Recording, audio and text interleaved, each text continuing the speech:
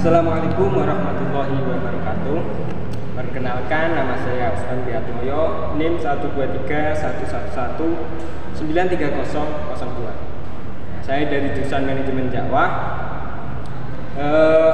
Video ini dibuat untuk memenuhi tugas UTS dari mata kuliah Sistem Pengendalian Manajemen yang dibimbing oleh Bu Zulfa.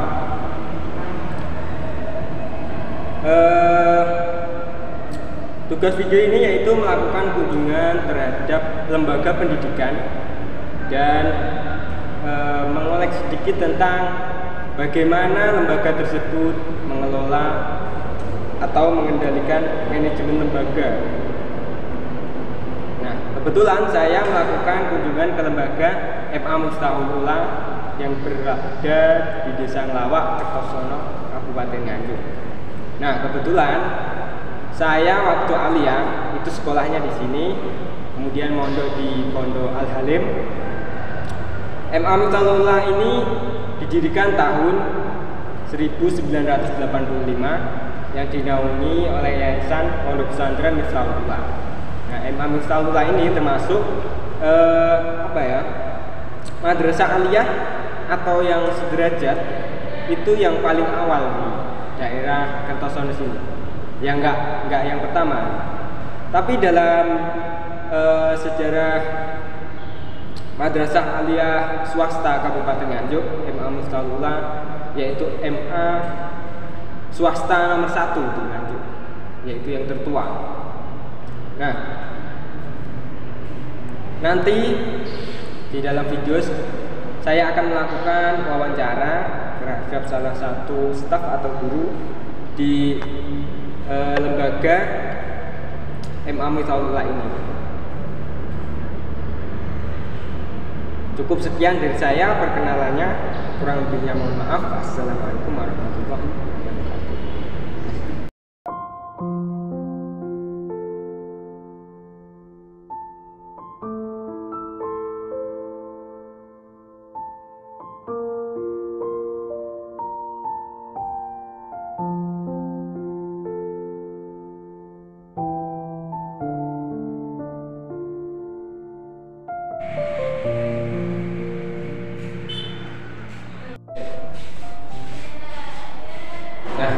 Baik, di sini saya sudah bersama Ibu Subini. Apa kabar, Bu? Alhamdulillah sehat. Nah, di sini saya akan menanyakan tentang mengenai mata kuliah saya, yaitu tentang sistem pengendalian manajemen, yang nantinya akan menanyakan tentang bagaimana pengendalian manajemen di lembaga MA Miftahul Ula ini. Untuk pengendalian manajemen di MA Miftahul Ula itu, karena kita sudah terpatok terbagi antara ada sistem organisasinya kan.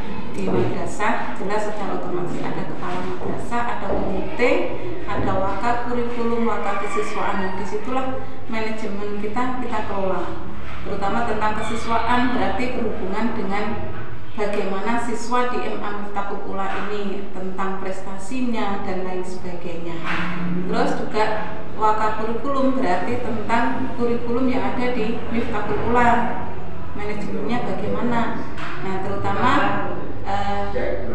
ini ada program GTK di Miftahul Ula yang sekarang lagi dijalankan. Nah, ini adalah namanya dari wakil kurikulum. Nah, wakil kurikulum ini selain tentang pembelajarannya, juga tentang pendidiknya. Bagaimana para guru-guru itu bisa aktif, bagaimana guru-guru bisa mengajar sesuai dengan materi yang diberikan, sesuai dengan KIKD yang ada di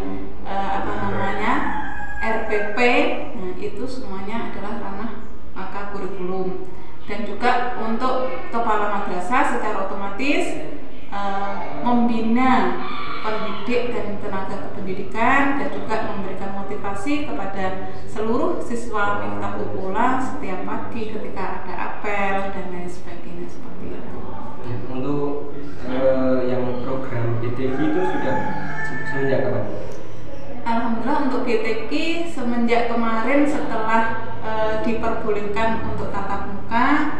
kita berlakukan. Nah, setiap 1 minggu 2 kali pertemuan, yakni hari Senin dan hari Sabtu. Gitu. Untuk tenaga pengajarnya? Tenaga pengajarnya tetap kita cari dari guru-guru PAI, terutama dari akidah, Quran hadis, SKI, fikih dan lain sebagainya. Itu kita manfaatkan. Jadi kita maksimalkan guru-guru yang ada yang sesuai dengan kompetensinya. Terima kasih Bu. Untuk yang selanjutnya yaitu mengenai bagaimana lembaga Miftahul Ula ini dalam mengelola pengeluaran serta pemasukan. Karena kan MA Miftahul Ula ini masih dalam naungan yayasan dari negeri ya. Iya, betul.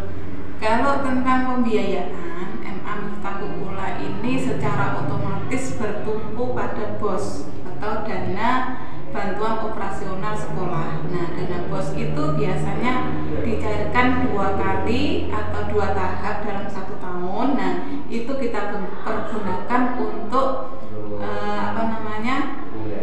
segala macam aktivitas yang perlu biaya di MA Miftahul Ula, seperti honor guru, pegawai, dan juga tentang sarana prasarana.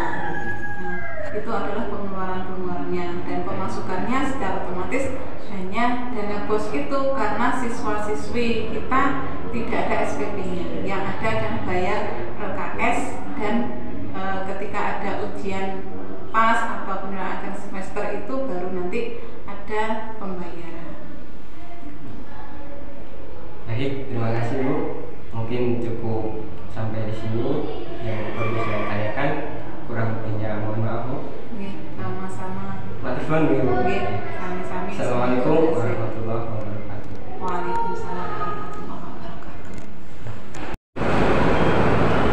Nah, dari apa yang disampaikan oleh Bu Supini tadi, kita bisa mengetahui bahwa suatu lembaga itu pasti mempunyai aturannya masing-masing atau cara masing-masing dalam mengelola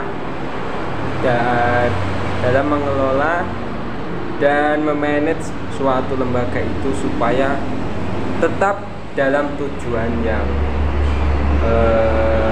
efisien, yang dimana dalam suatu lembaga tersebut sudah terdapat beberapa bagian dan tugas masing-masing,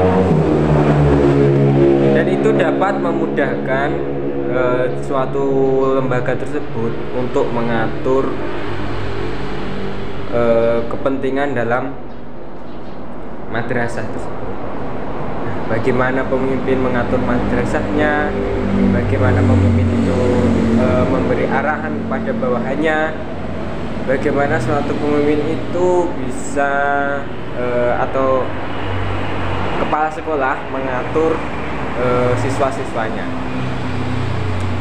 Tentunya itu bukan hal mudah, yang dimana pastinya Kementerian Pendidikan atau kalau di dalam madrasah itu Kementerian Agama pasti sudah menetapkan suatu aturan yang dimana madrasah itu nanti harus memenuhinya. Nah, jika madrasah itu bisa memenuhinya, maka madrasah itu akan dianggap mampu dalam mengelola serta mengembangkan dan memajukan lembaga pendidikan. Karena dalam suatu lembaga pendidikan itu harapannya pasti untuk beberapa tahun kemudian para siswa-siswanya yang diharapkan bisa membawa kemajuan. Dan nah, mungkin cukup sekian video dari saya, kurang lebihnya mohon maaf.